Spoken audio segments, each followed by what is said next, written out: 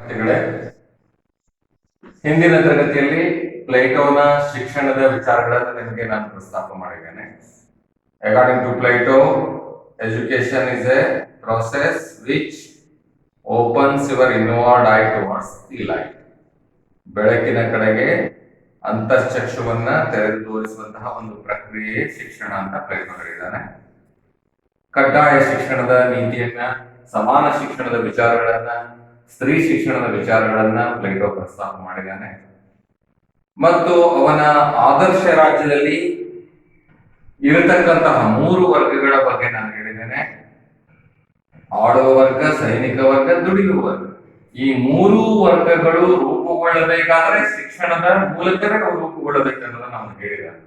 ಹಂತ ಹಂತಗಳ ಶಿಕ್ಷಣವನ್ನು ಆತ ಹೇಳಿದ್ದಾನೆ. ಆ ಬಗ್ಗೆ ನಾನು ನಿಮ್ಗೆ ಮಾಹಿತಿಯನ್ನು ನೀಡಿದ್ದೇನೆ. ಇಲ್ಲಿ 1-2 ಅಂಶಗಳು ಉಳ್ಕೊಂಡಿದ್ದಾವೆ. ಹಂತ ಹಂತಗಳ ಶಿಕ್ಷಣವನ್ನ ಹೇಳುವಾಗ ಅವನೇನ್ ಹೇಳ್ತಾನೆ, 2ನೇ ಹಂತದಿಂದ 3ನೇ ಹಂತದ ಶಿಕ್ಷಣಕ್ಕೆ ಹೋಗ್ಬೇಕಾದ್ರೆ ಒಂದು ಪರೀಕ್ಷೆಯನ್ನು ಏರ್ಪಡಿಸಲಾಗ್ತದೆ. ಆ ಪರೀಕ್ಷೆಯಲ್ಲಿ ತೇರ್ಗಡೆಯಾದವರು ಮಾತ್ರ 2ನೇ ಹಂತಕ್ಕೆ ಹೋಗ್ಬೇಕು. 2ನೇ ಹಂತ ಆದ ಮೇಲೆ ಒಂದು ಪರೀಕ್ಷೆಯನ್ನು ಏರ್ಪಡಿಸಲಾಗ್ತದೆ. ಅಲ್ಲಿ ತೇರ್ಗಡೆಯಾದವರು 3ನೇ ಹಂತದ ಶಿಕ್ಷಣಕ್ಕೆ ಹೋಗ್ಬೇಕು. ನಂತರದ ಹಂತ, ಉಚ್ಚ ಹಂತದ ಶಿಕ್ಷಣಕ್ಕೆ ಹೋಗ್ಬೇಕಾದ್ರೆ ಮತ್ತೆ 3ನೇ ಹಂತದ ಪರೀಕ್ಷೆಗಳಾಗ್ಬೇಕು. ಹೀಗೆ ಪ್ರತಿಯೊಂದು ಹಂತದಲ್ಲಿ ಪರೀಕ್ಷೆಗಳನ್ನು ಆತ ನಿಗದಿಪಡಿಸಿದ್ದಾನೆ. ಹಾಗಾಗಿ 2ನೇ ಹಂತದ ಪರೀಕ್ಷೆಯಲ್ಲಿ ಕಬ್ಬಿಣವನ್ನು ಬಂಗಾರ ಮತ್ತು ಹಿತ್ತಾಳೆಯಿಂದ ಬೇರ್ಪಡಿಸಲಾಗುತ್ತದೆ ಅಂತ ಹೇಳ್ತಾನೆ. 3ನೇ ಹಂತದ ಪರೀಕ್ಷೆಯಲ್ಲಿ ಹಿತ್ತಾಳೆಯನ್ನು ಬಂಗಾರದಿಂದ ಬೇರ್ಪಡಿಸಲಾಗುತ್ತದೆ ಅಂತ ಹೇಳ್ತಾನೆ. ಉನ್ನತ ಹಂತದ ಶಿಕ್ಷಣಕ್ಕೆ ಯೋಗ್ಯರಾದವರು ಶುದ್ಧ ಬಂಗಾರವಿದ್ದಂತೆ ಅಂತ ಹೇಳ್ತಾರೆ. ಅಂದ್ರೆ ಕಬ್ಬಿಣದ ಮನೋಧರ್ಮ ಅಂತ ಹೇಳಿದ್ರೆ ಅವರು ದುಡಿಯುವ ವರ್ಗ, ಹಿತ್ತಾಳೆಯ ಮನೋಧರ್ಮ ಅಂತ ಹೇಳಿದ್ರೆ ಅವರು ಸೈನಿಕ ವರ್ಗ, ಬಂಗಾರದ ಮನೋಧರ್ಮ ಅಂತ ಹೇಳಿದ್ರೆ ಅವರು ಆಳುವ ವರ್ಗ. ಹೀಗೆ ಲೋಹಗಳ ಒಂದು ಎನಾಲಜಿ, ಒಂದು ಹೋಲಿಕೆಯ ಮೂಲಕ ಆದರ್ಶ ರಾಜ್ಯದಲ್ಲಿನ ವರ್ಗ ವಿನ್ಯಾಸಗಳನ್ನ ವಿಶ್ಲೇಷಿಸಿ ತೋರಿಸ್ತಾನೆ. ಅದಕ್ಕಾಗಿ ಹಂತ ಹಂತಗಳ ಶಿಕ್ಷಣವನ್ನ ಪ್ಲೇಟೋ ಒತ್ತು ಕೊಟ್ಟು ಹೇಳಿದ್ದಾನೆ. ಇನ್ನು ಅವನ ಶಿಕ್ಷಣ ವಿಚಾರದಲ್ಲಿ ಮತ್ತೊಂದು ಮುಖ್ಯ ಅಂಶ ಅಂತ ಹೇಳಿದ್ರೆ ಆರ್ಟ್ ಅಂಡ್ ಲಿಟರೇಚರ್. ಕಲೆ ಮತ್ತು ಸಾಹಿತ್ಯ ಬಹಳ ಮುಖ್ಯವಾದ ಪಾತ್ರವನ್ನ ಮಗುವಿನ ಮನಸ್ಸಿನ ಮೇಲೆ ಉಂಟು ಮಾಡ್ತಾರೆ. ಆದ್ರೆ ಅವನ ಪ್ರಕಾರ ಭಾವನಾತ್ಮಕತೆಯನ್ನು ಕೆರಳಿಸುವಂತಹ, ಹೇಡಿತನವನ್ನ, ದುಃಖವನ್ನ, ಶೋಕ ಮನೋಭಾವನೆಯನ್ನ ಉಂಟು ಮಾಡುವಂತಹ ಕಲೆ ಸಾಹಿತ್ಯವನ್ನ ವಿದ್ಯಾರ್ಥಿಗಳಿಗೆ ಬೋಧಿಸುವಂತಿಲ್ಲ. ಇವನ್ he went to the extent poets should be banished from the ideal state ಅಂತ ಹೇಳ್ತಾನೆ. ಆದರ್ಶ ರಾಜ್ಯದಿಂದ ಕವಿಗಳನ್ನು ಓಡಿಸಬೇಕು ಅಂತ ಹೇಳ್ತಾರೆ. ಯಾಕಂದ್ರೆ ಅವನ ಪ್ರಕಾರ ಹೋಮರಂತಹ ಮಹಾಕವಿ ಕೂಡ ಯುದ್ಧಗಳ ಬಗ್ಗೆ ಬರೀತಾನೆ, ಆದ್ರೆ ಯುದ್ಧದ ಅನುಭವ ಅವನಿಗಿರುವುದಿಲ್ಲ. ಅನುಭವಿಸಲಾರದನ್ನ, ಕಂಡುಕೊಳ್ಳಲಾರದನ್ನ ಕಂಡಂತೆ ಅನುಭವಿಸಿದಂತೆ ಕವಿಗಳು ಬರೀತಾರೆ. ಹಾಗಾಗಿ ಸುಳ್ಳನ್ನ ಅವರು ಹೇಳ್ತಾರೆ. ಸುಳ್ಳನ್ನ ಹೇಳುವ ಮೂಲಕ ರಾಜ್ಯವನ್ನ ವಂಚಿಸ್ತಾರೆ. ಆದ್ರಿಂದ ಅಂತಹ ಕವಿಗಳು ಆದರ್ಶ ರಾಜ್ಯದಲ್ಲಿ ಇರಬಾರದು ಅಂತ ಹೇಳ್ತಾರೆ. ಹಾಗಾಗಿ ವಿದ್ಯಾರ್ಥಿಗಳಿಗೆ ಪಠ್ಯದಲ್ಲಿ ಬೋಧಿಸುವ ಕಲೆ ಮತ್ತು ಸಾಹಿತ್ಯ ಪ್ರಕಟಣೆಗೆ ಪೂರ್ವದಲ್ಲಿ ರಾಜ್ಯದ ಸೆನ್ಸಾರಿಗೆ ಪೂರ್ವ ಪರಿಶೀಲನೆಗೆ ಒಳಪಡಬೇಕು. ರಾಜ್ಯ ಪೂರ್ವ ಪರಿಶೀಲಿಸಿ ಮಕ್ಕಳ ಮನಸ್ಸಿಗೆ ಘಾಸಿಯಾದಂತಹ ಪಠ್ಯಕ್ರಮವನ್ನ ಚೂಸ್ ಮಾಡಬೇಕಾಗ್ತದೆ. ಹಾಗಾಗಿ ಕಲೆ ಮತ್ತು ಸಾಹಿತ್ಯವನ್ನು ಮುಕ್ತವಾಗಿ ಪ್ರಕಟಿಸುವಂತಿಲ್ಲ ಮತ್ತು ಅದನ್ನು ನೇರವಾಗಿ ಮಕ್ಕಳಿಗೆ ಬೋಧಿಸುವಂತಿಲ್ಲ. ಈ ರೀತಿ ಸೆನ್ಸಾರಿಗೆ ಒಳಪಟ್ಟ ಕಲೆ ಮತ್ತು ಸಾಹಿತ್ಯವನ್ನು ಮಾತ್ರ ಮಕ್ಕಳಿಗೆ ಬೋಧಿಸಬೇಕು. ಆದರ್ಶ ರಾಜ್ಯದಲ್ಲಿ ಉತ್ತಮ ಕವಿಗಳಿಗೆ, ಕಲಾವಿದರಿಗೆ ಸ್ಥಾನ ಇದೆ. ಆದ್ರೆ ಅಂತಹ ಕವಿ ಕಲಾವಿದರು ದೇಶಭಕ್ತಿಯನ್ನ ಪ್ರಚೋದಿಸುವಂತಹ ಸಾಹಿತ್ಯವನ್ನು ಬರೀಬೇಕು. ಶೌರ್ಯ ಗುಣವನ್ನ, ಸಾಹಸಶೀಲತೆಯನ್ನು ಬೆಳೆಸುವಂತಹ ಕಲಾ ಸಾಹಿತ್ಯವನ್ನು ಪ್ರಕಟಿಸಬೇಕು. ಅದಕ್ಕೆ ವಿರುದ್ಧವಾದಂತಹ ಕಲೆ ಸಾಹಿತ್ಯಗಳು ರಾಜ್ಯದಲ್ಲಿ ಇರಬಾರ್ದು, ಅದನ್ನ ಮಕ್ಕಳಿಗೆ ಬೋಧಿಸಬಾರದು. He was very particular about the texts, syllabi.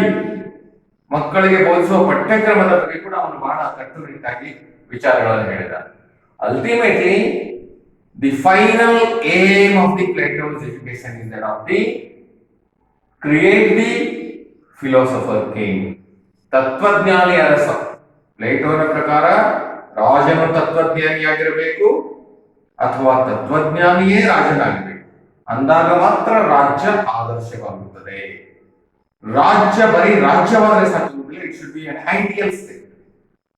ಆದರ್ಶ ರಾಜ್ಯವಾಗಬೇಕಾದ್ರೆ ಅದನ್ನ ತತ್ವಜ್ಞಾನಿಯೇ ಆಳ್ಬೇಕು.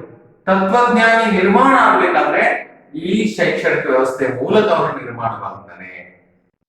ಹಾಗಾದ್ರೆ ವ್ಯಕ್ತಿಯನ್ನ ಬದಲಾಯಿಸುವ ಮೂಲಕ ರಾಜ್ಯವನ್ನ ಬದಲಾಯಿಸಬಹುದು.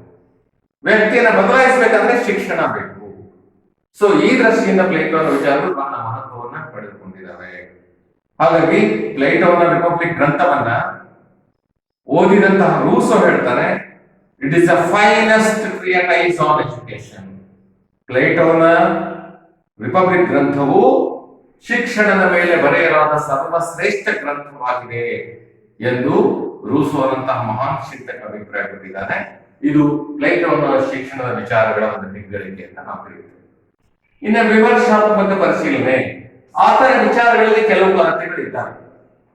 ಅವುಗಳನ್ನು ಕೂಡ ನಾವು ಇದರ ಭಾಗವಾಗಿ ಅಭ್ಯಾಸ ಮಾಡಬೇಕಾಗ್ತದೆ.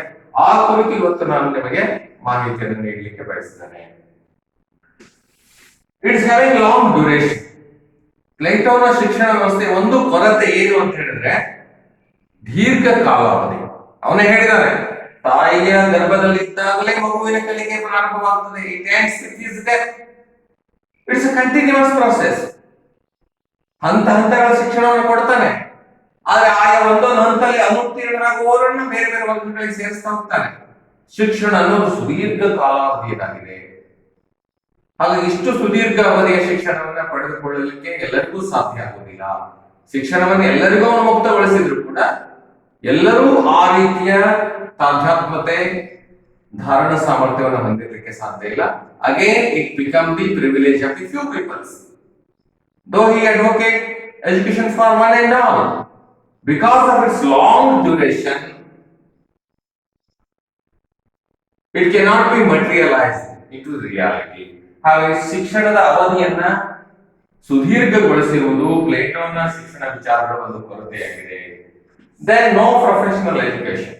Of course, Plato talks about the men of iron, men of brass, men of gold ವಗೈರೆ ವಗೈರೆ ಹೇಳ್ತಾನೆ. ಕಬ್ಬಿಣದ ಮನೋಧರ್ಮದವರು, ಹಿತ್ತಾಳೆ ಮನೋಧರ್ಮದವರು, ಬಂಗಾರ ಮನೋಧರ್ಮದವರು ಅಂತ ಜನರನ್ನ ವರ್ಗೀಕರಣ ಮಾಡ್ತಾರೆ. ಕಬ್ಬಿಣದ ಮನೋಧರ್ಮದವರು ದುಡಿಯುವ ವರ್ಗ ಆಗ್ಬೇಕಂತಾರೆ, ಹಿತ್ತಾಳೆ ಮನೋಧರ್ಮದವರು ಸೈನಿಕ ವರ್ಗ ಆಗ್ಬೇಕಂತಾರೆ, ಬಂಗಾರ ಮನೋಧರ್ಮದವರು ಆಳುವ ವರ್ಗ ಆಗ್ಬೇಕಂತಾರೆ.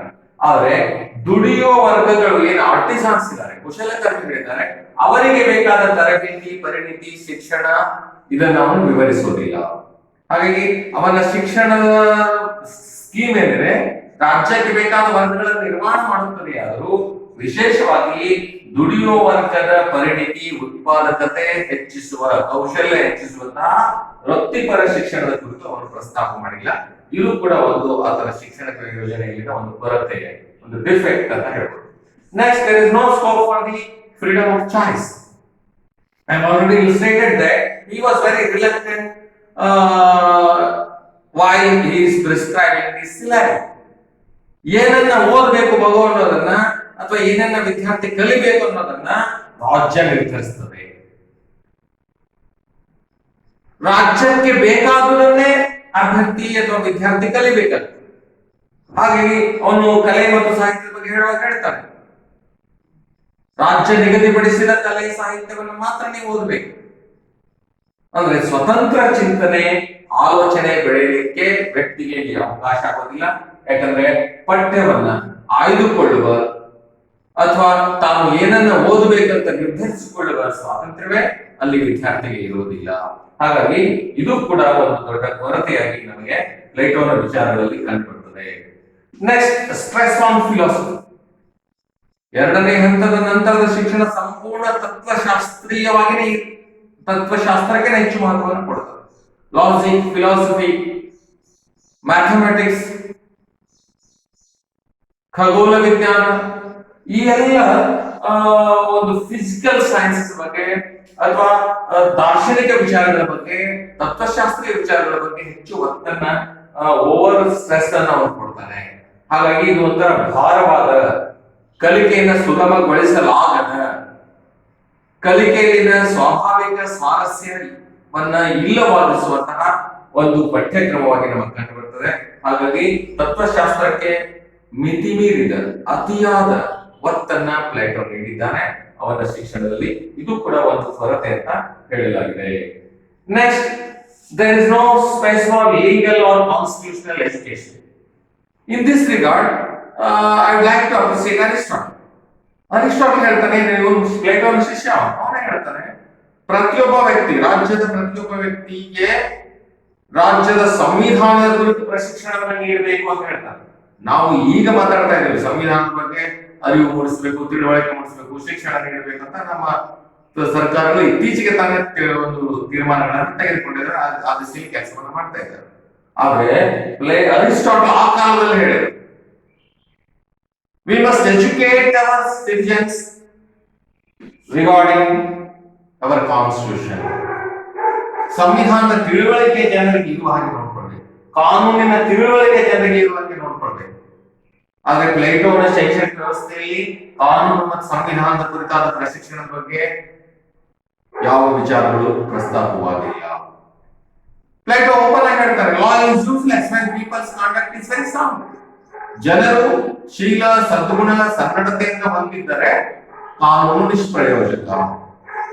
ಜನರು ಸ್ವಾಭಾವಿಕವಾಗಿ ಶೀಲ ಸದ್ಗುಣವನ್ನ ಹೊಂದಿರುತ್ತಾರೆ ಎಂಬ ಅವನ ನಂಬಿಕೆ ಏನಿದೆ ಅದು ಬಹಳ ಐಡಿಯಲಿಸ್ಟಿಕ್ ಆದ.